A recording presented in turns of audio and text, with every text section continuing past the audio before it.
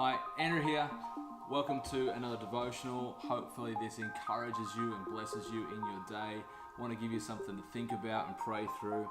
In the book of Acts, which is written by Luke, same writer who wrote the book of Luke, the Gospel of Luke, we find a certain type of language shift happens in Acts chapter 16. For the first 15 chapters, Luke writing this is saying what Peter did, what Saul of Tarsus did, and eventually who became Paul, what happened to Paul, the missionary trips they started going on, how the church started to come together and to thrive, and the influence and the persecution, all these things that were taking place for the church and through the church. And it's a phenomenal book. Absolutely love the book of Acts. And you get to chapter 16, and it tells us about Timothy. They pick up Timothy, joins Paul and Silas in their ministry, and we see this certain language taking place. First, in chapter 16, verse 4, it says, "They went on their way through the cities, and they delivered to the people there the decisions that had been made in Jerusalem." Verse 6, "They went through this region, being forbidden by the Holy Spirit, they went somewhere else." Verse 7, "They attempted to go into Bithynia, but the Spirit wouldn't allow them." They're trying to go places. They went somewhere, but then the Holy Spirit stopped them from going somewhere. And so verse 8 of chapter 16, "So passing by Mysia or Mysia, they went down to Troas." And in Troas, verse 9, "A vision appeared to Paul in the night, and a Macedonian man says, 'Hey, come over here,'" right? So they had gone here, they had gone there, they had tried to go this way, and then they went to Troas. And in Troas, Paul has a vision about going to Macedonia.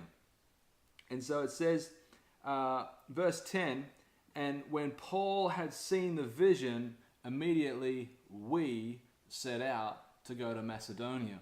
Right the way up to this point, verse 10 of chapter 16, it's been they, and then it switches to we. Right up until this point, Luke, the writer of the book of Acts, had not been in the picture. He'd been retelling the story of what had happened and how the church was birthed based on the eyewitness testimony of the likes of Peter and Paul and the other disciples and apostles. And it gets to this moment here where we actually see Luke, the writer, joins in on the story. And so it's no longer just what they were doing, now it's what we are doing. And it happened because they were sensitive to the Holy Spirit. They wanted to go in this direction. The Holy Spirit stopped them, and they ended up going to Troas. Then the next thing we see is we went to Macedonia. And so I just want to encourage you with this thought, is the activity of the church, your local church, is the moving forward of the gospel in your community and in your region. If you're part of my church and my community, is your involvement in our church, in what God is doing in our community, in our region, something that they are doing, or is it something that we are doing? And every person has an Acts 16 moment in their life where they realize that the opportunity to get involved in what God is doing is absolutely mind-blowing.